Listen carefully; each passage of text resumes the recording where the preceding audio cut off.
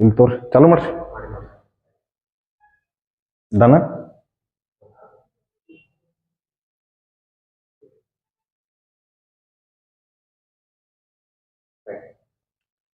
ಎಲ್ರಿಗೂ ನಮಸ್ಕಾರ.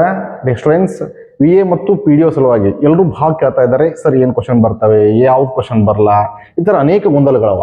ಈ ಗೊಂದಲಗಳಿಗಾಗಿಯೇ ನಾಳೆಯಿಂದ ಯೂಟ್ಯೂಬ್ ಕ್ಲಾಸ್ನಲ್ಲಿ at least half an hour to 1 hour class ಮಾಡ್ತಾ ಇದ್ದೀನಿ. ಒನ್ ಮೋರ್ ಥಿಂಗ್, ನಮ್ಮ ಸಂತೋಷ್ ಅವರು ಕೂಡ ರೆಗ್ಯುಲರ್ ಆಗಿ ಜೋಗ್ರಫಿ ಆಗಿರ್ಬೋದು, ಹಿಸ್ಟ್ರಿ ಆಗಿ ಕ್ಲಾಸ್ಗಳನ್ನು ಬಿಡ್ತಾ ಇದ್ದಾರೆ. ಇಲ್ಲೊಂದು ತಗೊಳ್ಳಿ, ವಿ ಎ ಮತ್ತು ಪಿ ಡಿ ಒಗಾಗಿ ಭಾರತ ಮತ್ತು ಕರ್ನಾಟಕ ಇತಿಹಾಸ, ಭಾರತ ಮತ್ತು ಕರ್ನಾಟಕ ಭೂಗೋಳಶಾಸ್ತ್ರ ಎರಡೂ ಭಾಳ ಇಂಪಾರ್ಟೆಂಟ್ ಅವ. ಆಯ್ತಾ? ಇದ್ರ ಜೊತೆಗೆ ಪೊಲಿಟಿಕಲ್ ಸೈನ್ಸ್ನು ಕೂಡ ನಾವು ಆದಷ್ಟು ಹೆಚ್ಚಿನ ಕ್ಲಾಸ್ಗಳನ್ನು ಯೂಟ್ಯೂಬ್ನಲ್ಲಿ ಬಿಡಬೇಕು, ನಿಮ್ಗೆಲ್ಲರಿಗೂ ಹೆಲ್ಪ್ ಆಗಬೇಕು ಅನ್ನೋ ಉದ್ದೇಶ ಇದೆ ನಮಗೆ. ನಾಳೆಯಿಂದ ಎಕನಾಮಿಕ್ಸ್ ಕೂಡ ಬರ್ತಾ ಇದೆ. I am only handling economics. Yes, tomorrow onward for your V A and P D O purpose I am dealing economics in the YouTube. Okay, so please all of you take it benefit and cooperate us. And today let us understand advent of Europeans to India. ಭಾರತಕ್ಕೆ ಯುರೋಪಿಯನ್ನರ ಆಗಮನ, ಈ ಅಧ್ಯಯನದ ಬಗ್ಗೆ ನೋಡೋಣ. Sir, ಇನ್ನೊಂದು ವಿಷಯ ಹೇಳ್ತಾ ಇದ್ದೀನಿ, ಯಾವುದೇ ಎಕ್ಸಾಮ್ ಪ್ರಿಪ್ರೇಷನ್ ಮಾಡ್ರಿ, ಕರ್ನಾಟಕದಾಗ ನೀವು ಎಕ್ಸಾಮ್ ಕೊಡ್ತಾ ಇದ್ದೀರಿ ಅಂತಂದ್ರೆ 6th ಸ್ಟ್ಯಾಂಡರ್ಡ್ನಿಂದ 12th ಸ್ಟ್ಯಾಂಡರ್ಡ್ ತನ ರೀ ಗೌರ್ಮೆಂಟ್ ಪಬ್ಲಿಕೇಶನ್ಸ್ ಏನವ ನೋಡ್ರಿ. ಅಂದ್ರೆ high school books, higher primary books, P U college books, ಇವು ಭಾಳ ಇಂಪಾರ್ಟೆಂಟ್ ಅವ. ಅದರಲ್ಲಿ ಸೋಷಿಯಲ್ ಸೈನ್ಸ್ ಸಬ್ಜೆಕ್ಟ್ ಏನಿದೆ ನೋಡಿ, ಇದು 10th ತನ ಅಂತೂ ಥರ್ರೋ ಆಗಿರ್ಬೇಕು ನೀವು. ಬಿಕಾಸ್ ಜಿ ಕೆ ಅಂದ್ರೆ ಇಲ್ರಿ ಸೋಷಿಯಲ್ ಸೈನ್ಸ್. ಸೋಷಿಯಲ್ ಸೈನ್ಸ್ ಅಂದ್ರೆ ಜಿ ಕೆ ಬಿಟ್ಟು ಯಾವುದೂ ಎಕ್ಸಾಮಿನೇಷನ್ಸ್ ಇಲ್ಲ. ಲಾಸ್ಟ್ ಟೈಮ್ ನೀವು ನೋಡಿರ್ಬೋದು, ಎಂಜಿನಿಯರಿಂಗ್ ಮೇಲೆ ಬಿಟ್ಟಿದ್ರಲ್ಲ, ಎ ಇ ಪೋಸ್ಟ್ ಆಗಿರ್ಬೋದು, ಡಿಪ್ಲೊಮಾ ಮೇಲೆ ಬಿಟ್ಟಿದಂತಹ ಜೆ ಇ ಪೋಸ್ಟ್ ಆಗಿರ್ಬೋದು, ಇಲ್ಲಿ ಕೂಡ ಜಿ ಕೆ ಹೆಚ್ಚಿನ ಇಂಪಾರ್ಟೆನ್ಸ್ ಕೊಟ್ಟಾನ. ಸರ್, ಜಿ ಕೆ ಯಾವ್ದು ಬುಕ್ ಓದಬೇಕು, ಈ ಥರ ಗೊಂದಲದಾಗಿರ್ಬೇಡ್ರಿ. 6ರಿಂದ 12ನೇ ತರಗತಿವರೆಗಿನ ಎಲ್ಲ ಸಮಾಜ ವಿಜ್ಞಾನ ಪುಸ್ತಕಗಳನ್ನ ಓದ್ರಿ. ಸಮಾಜ ವಿಜ್ಞಾನ ಅಂತಂದ್ರೆ ಇಲ್ರಿ ವಿಜ್ಞಾನ ಹೇಳ್ಕೊಂಡು ಕುಂದ್ರೆ ನಮ್ಗೆ ನೀವು ವಿಜ್ಞಾನ ಅಷ್ಟೇನು ಡೀಪ್ ಬೇಕಾಗಿಲ್ಲ. ಏನು ಬೇಕಾದ್ರೆ ಹೇಳ್ತೀನಿ ಕೇಳ್ರಿ. ವಿಜ್ಞಾನದಾಗ ದಿನನಿತ್ಯ ನಮ್ಮ ಜೀವನದಲ್ಲಿ ಏನು ವಿಜ್ಞಾನ ಅದ ನೋಡ್ರಿ, ಅದು ಇಷ್ಟಿದ್ರೆ ಸಾಕು. ಆಯ್ತಾ? ಅದಕ್ಕೆ ಏನು ಓದಬೇಕು, ಅನೇಕ ಆಥರ್ಸ್ ಬುಕ್ಸ್ ಅವ, ಅವು ಬುಕ್ಸ್ಗಳನ್ನ ಓದಿ, ಅದೇನು ಮ್ಯಾಟರ್ ಇಲ್ಲ. ಬಟ್ ಸೋಷಿಯಲ್ ಸೈನ್ಸ್ ಪುಸ್ತಕ ಮಾತ್ರ ಸರ್ಕಾರ ಮುದ್ರಿತ, ಶಾಲಾ ವಿದ್ಯಾರ್ಥಿಗಳನ್ನ ಬಳಸ್ತಾರೆ ನೋಡ್ರಿ ಸಮಾಜ ವಿಜ್ಞಾನ, ಅದನ್ನ ಬಳಸೋರಿಲ್ರಿ, ನಿಮ್ಗೆ ಜಿ ಕೆ ಒಂದು ಲೆವೆಲ್ದಾಗ ಕವರ್ ಅಪ್ ಆಗಿರ್ತದೆ. ಆಯ್ತಾ? ಅದರಲ್ಲಿ ನಾನು ಇವತ್ತು ಟಾಪಿಕ್ ತೊಗೊಂಡಿನಿ. 10ನೇ ಒಂದು ತರಗತಿ ಇದಾವೆ. ಫಸ್ಟ್ ಲೆಸನ್, ಯುರೋಪಿಯನ್ನರ ಭಾರತಕ್ಕೆ ಆಗಮನ. ಇಲ್ಲಿ ನೋಡಿ, ನಾವು ಇತಿಹಾಸ ಓದ್ಬೇಕಾದ್ರೆ ಫಸ್ಟ್ ತಿಳ್ಕೊಳ್ಳಿ, ಇಲ್ಲಿ 3 ಥರ ಇತಿಹಾಸವೇ: ancient history, medieval history, modern history. Ancient ಅಂದ್ರೆ ಪ್ರಾಚೀನ ಭಾರತ ಇತಿಹಾಸ ಅಂತ ತಿಳ್ಕೊಳ್ಳಿ. ಇದು ಎಲ್ಲಿಂದ ತಿಳಿತಾನೆ ಓದ್ತೀವಿ? ನಾಗರಿಕತೆಗಳಿಂದ 8ನೇ ಶತಮಾನದವರೆಗೂ ಏನೇನು ಓದ್ತೀವಿ ನೋಡ್ರಿ, ಅವೆಲ್ಲ ಎಲ್ಲಿ ಬರ್ತಾವ? ಪ್ರಾಚೀನ ಭಾರತ ಇತಿಹಾಸ ಅಥವಾ ಪ್ರಾಚೀನ ಕರ್ನಾಟಕ ಇತಿಹಾಸ ಬರ್ತಾವ. ಇಲ್ಲಿಂದ ನಾಗರಿಕತೆಗಳಿಂದ 8ನೇ ಶತಮಾನದವರೆಗೆ. ಮಗಧ ಸಾಮ್ರಾಜ್ಯ ಆಗಿರ್ಬೋದು, ಗುಪ್ತ ಸಾಮ್ರಾಜ್ಯ ಆಗಿರ್ಬೋದು, ಕುಶಾಣ ಸಾಮ್ರಾಜ್ಯ ಆಗಿರಬಹುದು, ವರ್ಧನ ಸಾಮ್ರಾಜ್ಯ ಆಗಿರಬಹುದು, ಹೀಗೆ 8ನೇ ಶತಮಾನ. ಇನ್ನು 9ನೇ ಶತಮಾನದಿಂದ 15ನೇ ಶತಮಾನದವರೆಗೂ ಏನು ಅಧ್ಯಯನ ಮಾಡ್ತೀವಿ ನೋಡ್ರಿ, ಇದು ಮಧ್ಯಕಾಲ ಭಾರತ ಅಥವಾ ಕರ್ನಾಟಕ ಇತಿಹಾಸ ಅಂತ ಕನ್ಸಿಡರ್ ಮಾಡಿರ್ತೀವಿ. ಮಧ್ಯಕಾಲದಾಗ ಒಂದು ಲಕ್ಷಣ ಏನ್ರಿ ಸರ್ ಅಂದ್ರಲ್ಲ, ಮುಸ್ಲಿಂ ಆಡಳಿತ ಆರಂಭವಾಗ್ತವೆ, ಮುಸ್ಲಿಂ ದಾಳಿಗಳ ಅಥವಾ ಮುಸ್ಲಿಂ ಸಾಮ್ರಾಜ್ಯಗಳು ಹುಟ್ಕೋತಾವ.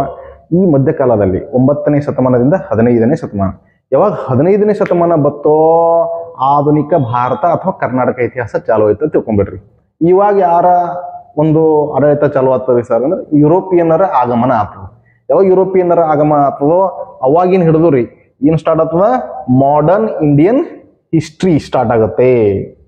ಮಾಡರ್ನ್ ಇಂಡಿಯನ್ ಹಿಸ್ಟ್ರಿ ನೋಡ್ರಿ, 8ಕ್ಕ ಆನ್ಸಿಯಂಟ್ ಹಿಸ್ಟ್ರಿ ಕೊಟ್ರ, ಎಷ್ಟು ನೀಟಾಗಿ ಕೊಟ್ರ ನೋಡ್ರಿ ಸರ್ಕಾರದವರು. 8ಕ್ಕ ancient history, 9th medieval history, 10th ಇಲ್ರಿ ಮಾಡರ್ನ್ ಹಿಸ್ಟ್ರಿ ಕೊಟ್ಟಾರ. Modern history. ಓಕೆ, ಇಲ್ಲಿ ನೋಡಿದಾಗ ನಾವು 10th ಹೇಳ್ತಿದ್ದೀನಿ ಅಂದ್ರೆ ನೋಡ್ರಿ ಹಿಸ್ಟ್ರಿ 10th ಮಾಡರ್ನ್ ಹಿಸ್ಟ್ರಿ ಅದರಿಂದ ಚಾಲು ಆಗಿದೆ, ಯುರೋಪಿಯನ್ನರ ಆಗಮನದಿಂದ ಚಾಲು ಆಗ್ಯಾವ. ಈತ ಹೇಳೋದು. ನೀವು ಇನ್ನೊಂದು ಅಬ್ಸರ್ವ್ ಮಾಡಿ, ಆಲ್ ಅದರ್ ಎಕ್ಸಾಮಿನೇಷನ್, ಯಾವುದೇ ಎಕ್ಸಾಮಿನೇಷನ್ ತೊಗೊಳ್ಳಿ, 2 ಇತಿಹಾಸದಿಂದ ಹೆಚ್ಚಿನ ಪ್ರಶ್ನೆಗಳು ಬಂದಾವ. ಒಂದು ಇದ್ರ ಆನ್ಸಿಯಂಟ ಇಲ್ಲ ಮಾಡರ್ನ್. ಮಿಡಿವಲ್ ಏಜ್ದಂದು ಕಡಿಮೆ ಕೊಟ್ಟಾರ, ಕೊಟ್ಟಿಲ್ಲ ಅಂದಿಲ್ರಿ, ಬಟ್ ಕಡಿಮೆ ಕೊಟ್ಟಾರ ಮಿಡಿವಲ್ ಏಜ್ದಂದು. ಆಯ್ತಾ? UPSC ತೋರಿ, ನೀವು KS ಎಕ್ಸಾಮಿನೇಷನ್ ತೋರಿ, ಮೇನ್ಸಿಗೆ ಹೋರಿ, ಆಲ್ಮೋಸ್ಟ್ ಇವೆರಡರದನ್ನು ಜಾಸ್ತಿ ಕೊಟ್ಟಾನ. ಮಿಡಿವಲ್ದಂದು ಸ್ವಲ್ಪ ರೇಯರ್ ಆಗಿ ಕೊಟ್ಟಾನ. ಆಯ್ತಾ? ಹಾಗಾಗಿ ಮಿಡಿವಲ್ ಓದೋದು ಬಿಡಂಗಿದ್ರಿ. No, you should be follow up, but focus on modern Indian history first, afterwards ancient, medieval later on. I am telling about importance. Okay, ಓದೋದು ಎಲ್ಲನೂ ಓದೇಬೇಕು, but focus on it. Students, let us understand ಭಾರತಕ್ಕೆ ಯುರೋಪಿಯನ್ನರ ಆಗಮನ. ಇದನ್ನ ಆಂಗ್ಲ ಭಾಷೆಯಲ್ಲಿ advent of Europeans to India ಅಂತ ಹೇಳ್ತಿರ್ತಾರೆ. ಈ ನನ್ನ ಕ್ಲಾಸ್, ಓಕೆ, ಅದು ಆಂಗ್ಲ ಮಾಧ್ಯಮ ಇದ್ದಿರಬಹುದು, ಕನ್ನಡ ಮಾಧ್ಯಮ ಇದ್ದಿರಬಹುದು, ಇಬ್ಬರಿಗೂ ಯೂಸ್ ಆಗಪ್ಲೇನೆ ಹೇಳಿರ್ತೀನಿ ಆದಷ್ಟು. ನೋಡಿ ಸ್ಟೂಡೆಂಟ್ಸ್, ಇಲ್ಲಿ ಭಾರತಕ್ಕೆ ಯುರೋಪಿಯನ್ನರ ಆಗಮನ ಅಂತಂದಾಗ ಭಾರತಕ್ಕೆ ಯಾರ್ಯಾರು ಬಂದರು ಅನ್ನೋದು ಬಹಳ ಇಂಪಾರ್ಟೆಂಟ್ ಅದ. ಫಸ್ಟ್ ಯಾರು ಬಂದರು? ಪೋರ್ಚುಗೀಸರು ಬಂದರು. ಸೆಕೆಂಡ್ ಯಾರು ಬಂದರು? ಡಚ್ಚರು ಬಂದರು. ಆಮೇಲೆ ಯಾರು ಬಂದರು? ಇಂಗ್ಲಿಷರು ಬಂದರು. ಲಾಸ್ಟ್ ಬಂದವರು ಯಾರು? ಫ್ರೆಂಚರು. ಆಯ್ತಾ? ಫಸ್ಟ್ ಪೋರ್ಚುಗೀಸ್, ಆಮೇಲೆ ಡಚ್, ಆಮೇಲೆ English, I mean to say British, ನಂತರ ಯಾರು ಬಂದರು? Last French. ಆಯ್ತಾ? ಈ 4 ಜನ ಯುರೋಪಿಯನ್ರು ಭಾರತಕ್ಕೆ ಬಂದಿದ್ದುಂಟು. ಓಕೆ, ಫಸ್ಟ್ ಯಾರು ಬಂದರು? ಪೋರ್ಚುಗೀಸರು ಬಂದರು. ಪೋರ್ಚುಗೀಸರು ಬಂದಿದ್ದು ಫಸ್ಟ್, ಹೋಗಿದ್ದು ಲಾಸ್ಟ್ ನೋಡ್ರಿ ಭಾರತದಿಂದ. ಅಫ್ಕೋರ್ಸ್ ಬಹಳ ಜನ ತಿಳ್ಕೊಂಡಿದ್ದಾರೆ 1947ಕ್ಕೆ ಬ್ರಿಟಿಷರು ಹೋದ ನಂತರ ಯುರೋಪಿನ ಭಾರತದ ಎಲ್ಲ ಜನರು ಹೋದ್ರು ಅಂತ, ಭಾರತದಲ್ಲಿರೋ ಎಲ್ಲ ಯುರೋಪಿಯನ್ ಹೋದ್ರು ಅಂತ. ನೋ, ನಮ್ಮ ಭಾರತದಲ್ಲಿ ಬ್ರಿಟಿಷರು ಹೋದ್ರು ಬಿ ಕೂಡ ಪಾಂಡಿಚೇರಿ ಫ್ರೆಂಚ್ ಅಂಡರ್ದಾಗಿತ್ತು, ಗೋವಾ ಪೋರ್ಚುಗೀಸ್ ಅಂಡರ್ದಾಗಿತ್ತು. 1961ರಲ್ಲಿ ಪೋರ್ಚುಗೀಸರು ಬಿಟ್ಟು ಹೋದ್ರು ನೋಡ್ರಿ. ಆವಾಗೆ ಭಾರತ ಯುರೋಪಿಯನರಿಂದ ಮುಕ್ತಗೊಂಡಿದ್ದು. ಆಯ್ತಾ? ಅಲ್ಲಿವರೆಗೂ ಕೆಲವೊಂದು, ಈಗ ಫ್ರೆಂಚರು 1954ಕ್ಕೆ ಬಿಟ್ಟು ಹೋದ್ರು. ಸ್ವಲ್ಪ ಗೋವಾವನ್ನ ಪೋರ್ಚುಗೀಸರು ಲಾಸ್ಟ್ ಬಿಟ್ಟು ಹೋಗ್ತಾರೆ 1961ದಾಗ. ಆಯ್ತಾ? ಹೀಗೆ let us understand the one by one subjects regards modern Indian history. Got it? Dear students, ನೋಡಿ, ಈ ಯುರೋಪಿಯನ್ನರು ಭಾರತಕ್ಕೆ ಯಾಕೆ ಬಂದರು ಅನ್ನೋದು ಮೋಸ್ಟ್ ಇಂಪಾರ್ಟೆಂಟ್ ಟಾಪಿಕ್. ಯಾಕೆ ಬಂದರು? All of you know very well, because of they came spicy foods. Spicy foods ಒಳಗೆ ಬಂದಿದ್ದಾರೆ ಅವರು. ಭಾರತದಲ್ಲಿ ಸ್ಪೈಸಿ ಫುಡ್ಗಳಾದಂತಹ ಕಾರ್ಡಮಮ್, ಕ್ಲೋವ್, ಸಿನ್ನಮೋನ್, ಪೇಪರ್ ಏನಂತ ಕರಿತಾರೆ ಇವುಗಳನ್ನ, ಅನೇಕ ಸಾಂಬಾರ್ ಪದಾರ್ಥಗಳು, ಮೆಣಸು, ಜೀರಿಗೆ, ದಾಲ್ಚಿನ್ನಿ, ಏಲಕ್ಕಿ, ಶುಂಠಿ, ಇಂಥವೆಲ್ಲ ಮುಂತಾದ ಸ್ಪೈಸಿ ಫುಡ್ಸ್ ಏನಿದ್ದು ನಮ್ಮ ಇಂಡಿಯಾದಾಗಿಲ್ರಿ ಬಹಳ ಹೇರಳವಾಗಿ ಬೆಳೀತಿದ್ದೆವು. ಇವುಗಳನ್ನ ನಾವು ಯುರೋಪಿಗೆ ರಫ್ತು ಕೂಡ ಮಾಡ್ತಿದ್ದೆವು. ಆಯ್ತಾ? ಹಾಗಾಗಿ ಈ ಒಂದು ಉತ್ಪನ್ನಗಳ ಬೇಡಿಕೆ ಯುರೋಪ್ನಲ್ಲಿ ಬಹಳಷ್ಟಿತ್ತು. Yes, our spicy foods demands were demandable in the Europe. ಆಯ್ತಾ ಹೇಳೋದು? ಏಷ್ಯಾ ನಿಂತ ಯುರೋಪ್ಗೆ ಹೋಗಿ ಮುಟ್ಟಬೇಕಾದ್ರ ಆ ಟೈಮಿಗೆ ಲ್ಯಾಂಡ್ ರೂಟೇ ಇತ್ತು. ಲ್ಯಾಂಡ್ ರೂಟ್ ಹಂಗೆ ಗೊತ್ತಿತ್ತು. ಲ್ಯಾಂಡ್ ರೂಟ್ ಅಂತಂದ್ರ ನೋಡ್ರಿ, ಏಷ್ಯಾ ಮತ್ತು ಯುರೋಪ ನೋಡ್ದಾಗ ಅಂತಂದ್ರಲ್ಲ, Arab play very important role. Arab ಏನ್ ಮಾಡ್ತಿದ್ರು? ನಮ್ಮ ಹತ್ರ ಇರುವಂತಹ ಈ ಸ್ಪೈಸಿ ಫುಡ್ ಅನ್ನ ಯುರೋಪಿನ ಇಟಾಲಿ ತನ ಒಯ್ದು ಮುಟ್ಟಿಸ್ತಿರು. ಇಟಾಲಿಗೆ ಹೋಗಿ ಮುಟ್ಟಿಸ್ಬೇಕ ಇಟಾಲಿಯನ್ಸ್ ಏನ್ ಮಾಡ್ತಿರು? ಆಲ್ ಅದರ್ ಎಲ್ಲ ಯುರೋಪಿಯನ್ ಕಂಟ್ರಿಗಳಿಗೆಲ್ಲ ಮುಟ್ಟಿಸ್ತಿರು. ಈ ತರ ಇಲ್ಲಿ ಮೀಡಿಯೇಟರ್ ಯಾರು ವರ್ಕ್ ಮಾಡ್ತಿರು? ಅರಬ್. ಆಯ್ತಾ? ಅಲ್ಲಿ ಯುರೋಪ್ದಾಗ ಹೋಗಿ Italians play very important roll for our Indian spicy foods. ಈ ತರ ಒಂದು ಚಾನಲೈಸ್ ಇತ್ತು ಈ ಲ್ಯಾಂಡ್ ರೂಟ್ ಟ್ರೇಡ್. ಆಯ್ತಾ? But unfortunately in the 1453 Constantinople ಅನ್ನುವ ನಗರ ಏನಾಗ್ಬಿಡ್ತದ? ಅಟೋಮನ್ ಟರ್ಕರಿಂದ ಕ್ಯಾಪ್ಚರ್ ಆಗಿಬಿಡ್ತದೆ. ಈ ಅಟೋಮನ್ ಟರ್ಕ್ಸ್ ಏನ್ ಮಾಡ್ತಾರ? ಕಾನ್ಸ್ಟಂಟಿನೋಪಲ್ ಅನ್ನ ವಶಪಡಿಸ್ಕೊಳ್ಬಿಡ್ತಾರೆ. So why did Constantinople captured? ಯಾಕೆ ಈ ಅಟೋಮನ್ ಟರ್ಕ್ಸ್ ಈ ಕಾನ್ಸ್ಟಂಟಿನೋಪಲ್ ಅನ್ನ ವಶಪಡಿಸ್ಕೊಂಡ್ರು ಅನ್ನೋದು ಬಹಳ ಇಂಪಾರ್ಟೆಂಟ್ ಅದ. ಯಾಕ್ರಿ ಸರ್ ಅಂದ್ರಲ್ಲ, this Constantinople was a gateway of European trade in between Asia and Europe trade. ಆಯ್ತಾ? ಯುರೋಪಿನ ವ್ಯಾಪಾರದ ಹೆಬ್ಬಾಗಿಲು ಅಂತ ಕೂಡ ಕರಿತೀವಿ ಕಾನ್ಸ್ಟಂಟಿನೋಪಲ್. ಯಾಕಂದ್ರೆ ಏಷ್ಯಾ ನಿಂತ ಯುರೋಪ್ಗೆ ಯಾವ್ದಾದ್ರೂ ಗೂಡ್ಸ್ ಹೋಗ್ಬೇಕಾಗಿತ್ತು ಅಂದ್ರೆ ಕಾನ್ಸ್ಟಂಟಿನೋಪಲ್ ದಾಟಿ ಹೋಗ್ಬೇಕಾಗಿತ್ತು. ಇವತ್ತಿಂದು ಕಾನ್ಸ್ಟಂಟಿನೋಪಲ್ ಹೆಸರಿನದು ಗೊತ್ತಲ್ರಿ? ಇಸ್ತಾಂಬುಲ್ ಅಂತ ಹೇಳೋದು ನೋಡ್ರಿ. You can find out it in the map. Okay, Istanbul. ಈ ಇಸ್ತಾಂಬುಲ್ ದಾಟೆ ಇಲ್ರಿ ಗೂಡ್ಸ್ಗಳು ಯುರೋಪ್ ಹೋಗಿ ಮುಟ್ಟಬೇಕಾಗಿತ್ತು. ಇದನ್ನ ಅಟೋಮನ್ ಟರ್ಕರು 1453ದಾಗ ಇಲ್ರಿ ಕಬ್ಜಾ ಮಾಡ್ಕೊಂಡ್ಬಿಡ್ತಾರೆ. 1453ದಾಗ ಕಬ್ಜಾ ಮಾಡ್ಕೋತಾರೆ. ಕಬ್ಜಾ ಮಾಡ್ಕೊಂಡು ಏನ್ ಮಾಡಿದ್ರು? ನಮ್ಮ ಇಂಡಿಯನ್ ಗೂಡ್ಸ್ಗಳು ಏನು ಯುರೋಪ್ ಹೋಲತ್ತಿದವಲ್ರಿ ಅದ್ರ ಮೇಲೆ ಹೆವಿ ಟ್ಯಾಕ್ಸ್ ಹಾಕಲ್ಕತ್ತರು. ಹೆವಿ ಟ್ಯಾಕ್ಸ್ ಹಾಕೋದ್ರಿಂದ ಯುರೋಪ್ನಾಗ ಇಲ್ರಿ ನಮ್ದು ಸ್ಪೈಸಿ ಫುಡ್ಸ್ ನಾವ ನೋಡ್ರಿ ಸಾಂಬಾರ್ ಪದಾರ್ಥ ಇದ್ರದ್ದು ಪ್ರೈಸ್ ಎಲ್ಲ ಏನಾಯ್ತು? ಹೈಕ್ ಆಯ್ತು. ಮತ್ತೆ ಈ ಯುರೋಪ್ನಾಗ ಏನು ವ್ಯಾಪಾರಿಗಳು ಇದ್ರು ನೋಡ್ರಿ ಅವ್ರಿಗೆ ಬರಂತಹ ಲಾಭ ಕಮ್ಮಿ ಆಯ್ತು. ಹೇಳೋದು ಕಡಿಮೆ ಆಯ್ತು. ಹೀಗಾಗಿಯೇ ಇನ್ಎವಿಟೇಬಲಿ ಅನಿವಾರ್ಯವಾಗಿ ಲ್ಯಾಂಡ್ ರೂಟ್ ಬಿಟ್ಟು ಅವ್ರು ಏನ್ ಸರ್ಚ್ ಮಾಡಕ್ ಸ್ಟಾರ್ಟ್ ಮಾಡಿದ್ರಿ? ಸಿ ರೂಟ್, ಸಮುದ್ರ ಮಾರ್ಗವನ್ನ ಕಂಡುಹಿಡ್ಲಿಕ್ಕೆ ಮುಂದಾದರು. ಸರ್, ಈ ಸಮುದ್ರ ಮಾರ್ಗ ಕಂಡುಹಿಡಿದು you don't know how much explored in the world you don't know. ಎಷ್ಟು ಎಕ್ಸ್ಪ್ಲೋರೇಷನ್ ಆಯಿತು ಅಂತಂದ್ರೆ, we did not know north America, we did not know south America, Antarctica, ಈ ತರ ಹೇಳೋದು ನ್ಯೂ ಕಾಂಟಿನೆಂಟ್ ಇನ್ವೆಂಟ್ ಆಗ್ಬಿಟ್ಟು ನ್ಯೂ ಸೀ ರೂಟ್ ನಿಂತ. ಈ ತರ ಹೇಳೋದು ಈಗ ಏನಾಯ್ತು ನೋಡಿ, ಮೋಸ್ಟ್ ಇದು ಬೇಕಾಗಿದ್ದು ಯಾರಿಗಪ್ಪ ಅಂದ್ರೆ ಇಟಲಿದು ರೀ. They very enthusiastic to explore new sea routes. ಆಯ್ತಾ, ಇಲ್ಲಿ ಅಫ್ಕೋರ್ಸ್ ಕಾನ್ಸ್ಟಂಟಿನೋಪಲ್ ಡ್ರಾಪ್ ಔಟ್ ಆಯ್ತು, ರೂಟ್ ಇದು ಲಾಸ್ ತಗೊಂಡಿತು. They start to search new sea route. ಆಯ್ತಾ ಹೇಳೋದು. ನೋಡಿ ನ್ಯೂ ಸೀ ರೂಟ್ಸ್ ಹೆಂಗೆ ಎಕ್ಸ್ಪ್ಲೋರ್ ಅದು ನೋಡ್ರಿ.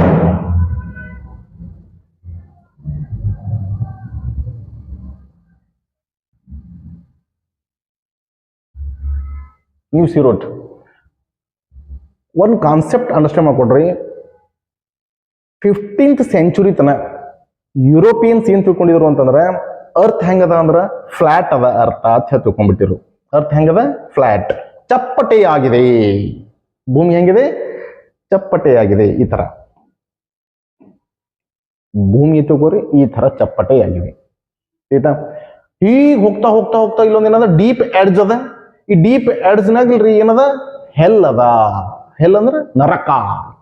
ನಾವ್ ಏನಾದ್ರೂ ಸಮುದ್ರ ಮಾರ್ಗದ ಮೂಲಕ ಹಡಗಿನಲ್ಲಿ ಬಹಳಷ್ಟು ದೂರಗಳ ಕಾಲ ಹೋದೆವು ಅಂತಂದ್ರೆ ಅಲ್ಲೊಂದು ಡೀಪ್ ಎಡ್ಜ್ ಬರ್ತದ, ಒಂದು ಕೊನೆ ಬರ್ತದ. ಕೊನೆಯಲ್ಲಿ ನಾವು ಬಿದ್ದೆವು ಅಂತಂದ್ರೆ ಕೆಳಗಡೆ ಏನದ? ನರಕ ಅದ ಅಂತ ಹೇಳಿ ತಿಳ್ಕೊಂಡ್ಬಿಟ್ಟಿದ್ರು. ಯಾರು? ನಾವಲ್ರಿ, ಯುರೋಪಿಯನ್ಸ್. ನಮ್ದು ಬಿಡ್ರಿ, ಗುಪ್ತರ ಕಾಲಕ್ಕೆ ನಮ್ಮ ಆರ್ಯಭಟ ಏನಂತ ಹೇಳೇನ? ಭೂಮಿ ಗೋಳಾಕಾರವಾಗಿದೆ ಅಂತ ಹೇಳೇನ. ಸರ್ ಆರ್ಯಭಟ್ಟಿಗೆ ಹೆಂಗ್ ಗೊತ್ತಿತ್ತು ಹೇಳ್ರಿ? ಆರ್ಯಭಟ್ಟಿಗೆ ಈ ಎಕ್ಲಿಪ್ಸ್ ಬಗ್ಗೆ ಬಹಳ ಗೊತ್ತಿತ್ತು. Lunar eclipse depict us earth is in the spherical order.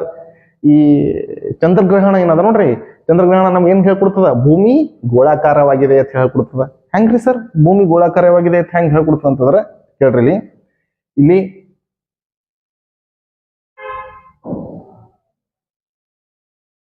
ಇಲ್ಲಿ ಚಂದ್ರ ಗ್ರಹಣ ಅಂದ್ರೇನು? ಚಂದ್ರ ಒಂದ್ ಕಡೆ,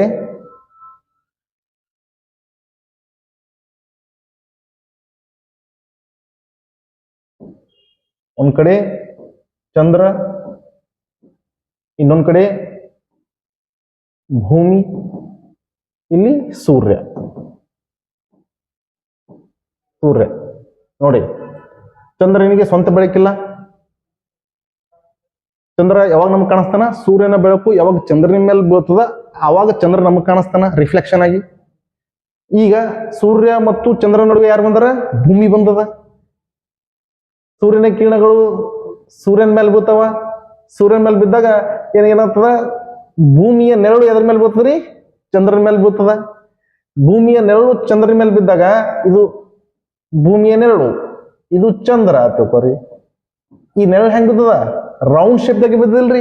then it is common understand earth is spherical order.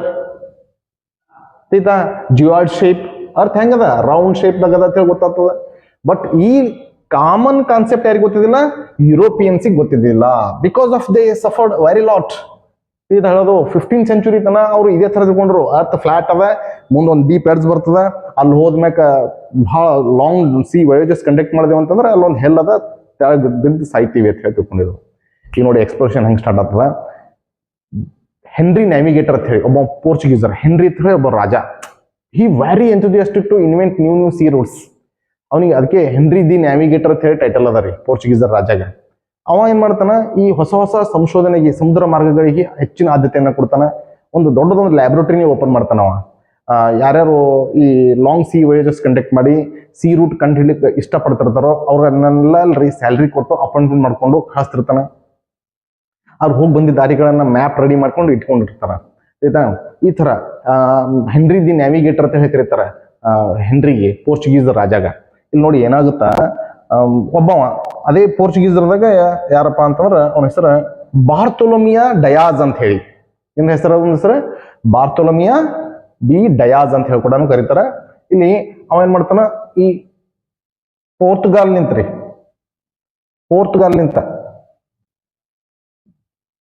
Sorry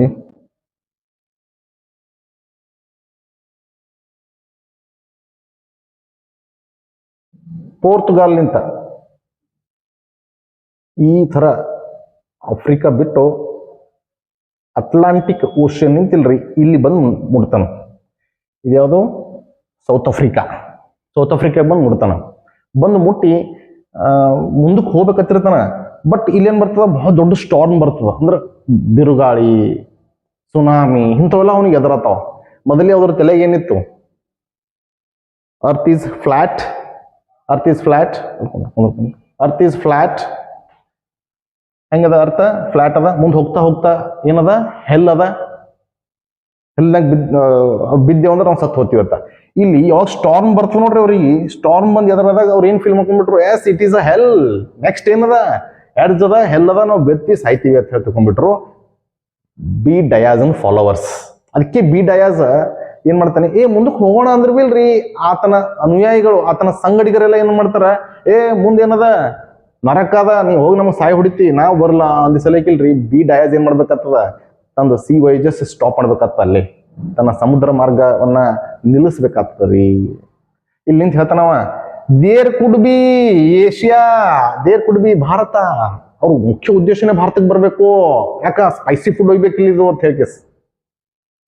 but unfortunately when B Diaz followers denied to continue, ಸಿ ವಯಸ್ ಮುಂದೆ ಹೋಗೋದು ಯಾವಾಗ ಸ್ಟಾಪ್ ಮಾಡಿದ್ರು, ಅವಾಗ ಬಿ ಡಯಾಜ್ ಅಲ್ಲಿಂದ ಒಂದು ಮಾತು ಹೇಳ್ತಾನೆ, ಅಲ್ಲಿ ಭಾರತ ಇರಬಹುದು, ಅಲ್ಲಿ ಏಷ್ಯಾ ಇರಬಹುದು, ಗುಡ್ ಹೋಪ್, ಎಸ್ ಇರಬಹುದು ಅಂತ ಹೇಳಿಸಿಲ್ರಿ ವಾಪಸ್ ಹೋಗ್ಬಿಡ್ತಾನೆ. ಅಂದ್ರೆ ಇಲ್ಲಿವರೆಗೂ ಇವ್ರಿಗೇನ್ ಸಿಕ್ತು, ಒಂದು ಜಲಮಾರ್ಗ ಸಿಕ್ತು. ಮುಂದ ಜನ ಈ ಮಾರ್ಗದ ಮೂಲಕ ಇಲ್ಲಿ ಬರ್ಲಿಕ್ಕೆ ಒಲ್ಲಂದ್ರು. ಯಾಕೆ ಗೊತ್ತಾ, ಹೆಲ್ ಅದ ಅನ್ನೋದೊಂದು ಎಕ್ಸ್ಪೀರಿಯನ್ಸ್ ಆಗಿತ್ತು ಅವ್ರಿಗೆ, ಹೆದರಿಕೆ ಹುಟ್ಟಿತ್ತು. ಅದಕ್ಕೆ ನೋಡ್ರಿ ಮುಂದೆ ಬಂದಿದ್ದು ಇಟಾಲಿಯನ್ ಒಬ್ಬ ನ್ಯಾವಿಗೇಟರ್, ಯಾರು ಅಂತಂದ್ರೆ ಕೊಲಂಬಸ್ ಕಂಟಿನ್ಯೂ ಮಾಡ್ತಾನೆ.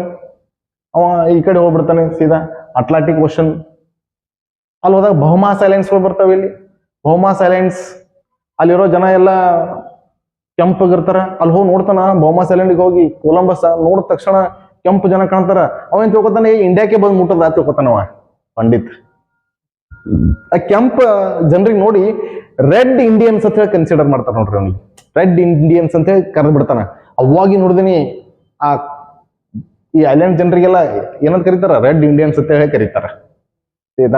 ಬಟ್ ಅನ್ಫಾರ್ಚುನೇಟ್ಲಿ ಬಹಳಷ್ಟು ದಿನಗಳ ಕಾಲ ಆ ಕೊಲಂಬಸ್ ಗೊತ್ತಿದ್ದಿರ್ತೀರಿ ಅದು ಭಾರತ ಅಲ್ಲ ಅಂತ. ಅವಾಗ ಕಂಡಿಡಿದ ಭಾರತ ಅಲ್ಲ ಅಂತ. ಮುಂದೆ ಒಬ್ಬ ಏನ್ ಮಾಡ್ತಾನೆ, ಕ್ಯೂಬೋಟ್, ಅವ ಏನ್ ಮಾಡ್ತಾನೆ, ನಾರ್ತ್ ಅಮೆರಿಕಾ ಕಾಂಟಿನೆಂಟ್ಗೆ ಹೋಗ್ಬಿಡ್ತಾನೆ. ನಾರ್ತ್ ಅಮೆರಿಕಾ ಕಾಂಟಿನೆಂಟ್ಗೆ ಹೋಗಿ ಕ್ಯೂಬೋಟ್ ಮುಟ್ಟಿದಾಗ ಅವನಿಗೆ ಅಲ್ಲಿ ಯಾರು ಜನನೇ ಸಿಗಲ್ಲ. ಹಾಗಾಗಿ ಈ ರಿಟರ್ನ್ಸ್ ಫ್ರಮ್ ದೇರ್. ಮುಂದೊಬ್ಬ ಏನ್ ಮಾಡ್ತಾನ, ಅಮೆರಿಗೋ ವೆಸ್ಪುಸಿಯ ಇಟಲಿದವನಿ ಸೌತ್ ಅಮೆರಿಕಕ್ಕೆ ಹೋಗ್ತಾನ. ಸೌತ್ ಅಮೆರಿಕಾ ಕಂಡುಹಿಡಿದಾರ ಯಾರು, ಅಮೆರಿಗೋ ವೆಸ್ಪುಸಿ. ಅಲ್ಲಿ ಜನ ಸಿಗ್ತಾರ. ಅಮೆರಿಕಾ ಅನ್ನೋದೊಂದು ಕಾಂಟಿನೆಂಟ್ ಅದ ಅನ್ನೋದು ಹೇಳಿ ಗೊತ್ತಾಗ್ತದ ಅವಾಗ. ಅದಕ್ಕೆ ಅಮೆರಿಕಕ್ಕೆ ಯಾರ ಹೆಸರು ಬತ್ತು, ಮತ್ತೆ ಅವನದೇ ಹೆಸರು ಬತ್ರಿ, ಅಮೆರಿಗೋ ವೆಸ್ ಪುಸಿದೇ ಹೆಸರು ಬತ್ತು. ಆಯ್ತಾ, ಇಲ್ಲಿ ಕೇಳ್ರಿ ವೆರಿ ಇಂಟ್ರೆಸ್ಟಿಂಗ್. ಇನ್ನೊಬ್ಬ ಬರ್ತಾನ ಮುಂದ, ಅದೇ ಪೋರ್ಚುಗಾಲ್ದವ ವಾಸ್ಕೋಡಿ ಗಾಮಾ ಅಂತ ಹೇಳಿ. ವಾಸ್ಕೋಡಿ ಗಾಮಾ ಅಂತ ಹೇಳಿ ಇವ ಏನ್ ಮಾಡ್ತಾನೆ, ಈ ಪೋರ್ಚುಗಾಲ್ ಬಿಟ್ಟು ಎಲ್ಲಿ ಬಿ ಡಯಾಜ್ ಬಂದು ನಿಂತ ನೋಡ್ರಿ, ಈ ಬಿ ಡಯಾಜಂದು ಸಿ ವಯಸ್ ಕಂಟಿನ್ಯೂ ಮಾಡ್ತಾನೆ ಇವ ವಾಸ್ಕೋಡಿ ಗಾಮಾ. ಹೆಂಗ್ ಕಂಟಿನ್ಯೂ ಮಾಡ್ತಾನೆ ಹೇಳ್ತೀನಿ ಕೇಳ್ರಿ. ಅಲ್ಲಿ ಹೋಗಿ ನಿಂತಿರ್ತಾನವ, ಹಕ್ಕಿಗಳು ಹಾರು ಹೋಗ್ತಾ ಇರ್ತಾವ. ಹಕ್ಕಿಗಳು ಹಾರು ಹೋಗೋದು ಡೈರೆಕ್ಷನ್ ನೋಡ್ತಾನ. ಹಕ್ಕಿಗಳು ಹಾರು ಹೋಗೋದು ಮುಂದೆ ಲ್ಯಾಂಡ್ ಅನ್ನೋದು ಕನ್ಫರ್ಮ್ ಆಗ್ತದ ಅವನಿಗೆ. ಎಲ್ಲಿಲ್ಲ ಏನಿಲ್ಲ, ಮುಂದೇನದ ಲ್ಯಾಂಡ್ ಅದ. ಪಕ್ಷಿಗಳು ಹಾರು ಹೋಗೋದು I think you know very well. ಪಕ್ಷಿಗಳು ಮೈಗ್ರೇಟ್ ಆಗ್ತಿರ್ತಾವ ಒಂದ್ ಪ್ಲೇಸ್ ನಿಂತ ಇನ್ನೊಂದ್ ಪ್ಲೇಸಿಗೆ ಸೀಸನ್ ವೈಸ್. ಅದೇ ತರ ಆ ಟೈಮಿಗೆ ಇಲ್ಲಿದು ಬರ್ಡ್ಸ್ ಎಲ್ಲ ಇಲ್ರಿ ಏಷ್ಯಾಕ ಮೈಗ್ರೇಟ್ ಆಗ್ತಿರ್ತಾವ. ಆ ಹಾರು ಹೋಗುವುದನ್ನ ಕಂಡಂತಹ ಈ ವಾಸ್ಕೋಡಿ ಗಾಮಗೆ ಏನ್ ಕನ್ಫರ್ಮ್ ಆಗ್ತದ, ಮುಂದ್ ಗ್ಯಾರಂಟಿ ಏನದ, ಲ್ಯಾಂಡ್ ಅದ, ಎಲ್ಲಿಲ್ಲ ಏನಿಲ್ಲ ಅಂತ ತಿಳ್ಕೊಂಡು ಮುಂದೆ ಬಿಟ್ಟು ಬಿಡ್ತಾನಿರ್ತಾಳ. ಸೀದಾ ಎಲ್ಲಿ ಬಂದ್ಬಿಡ್ತಾನ, ಕೇಳದ ಕ್ಯಾಲಿಕಟ್ ಕೊಂಚಿಕ್ ಹೋಗದ ಬಂದ್ಬಿಡ್ತಾನೆ ಸೀತಾ. ಈಗ ಚಲೋ ಆಯ್ತು ನೋಡ್ರಿ, ಭಾರತಕ್ಕೆ ಯುರೋಪಿಯನರ ಆಗಮನ ಯಾವಾಗ ಬಂದಾತ, 1498 ಬಂದ್ ನೋಡ್ರಿ ವಾಸ್ಕೋಡಿ ಗಾಮ. ಏನ್ ಡೇಟಿಗೆ ಬಂದ, ಆತನ ಹಡಗ ಯಾವ್ದಿತ್ತು, ಆತನ ಹಡಗದ ಹೆಸರು ಏನಿತ್ತು ಅನ್ನೋದು ನನಗಿಲ್ರಿ ಕಮೆಂಟ್ ಬಾಕ್ಸ್ನಾಗ ಹೇಳ್ರಿ ಆಯ್ತಾ. ಬರ್ಬೋದು ನೋಡಿ ಕ್ವಶನ್ ಇದು, search it and comment it. Next 1522 ಬರ್ತದ. ಅವಾಗ one of the great personality of the ಪೋರ್ಟುಗಾಲ್ದವನೇ ಅವನು ಕೂಡ. Magellan, he surrounded whole earth by the sea route. ಸಮುದ್ರ ಮಾರ್ಗದ ಮೂಲಕ ಮೊಟ್ಟ ಮೊದಲ ವ್ಯಕ್ತಿ ಒಂದು ಅರ್ತ್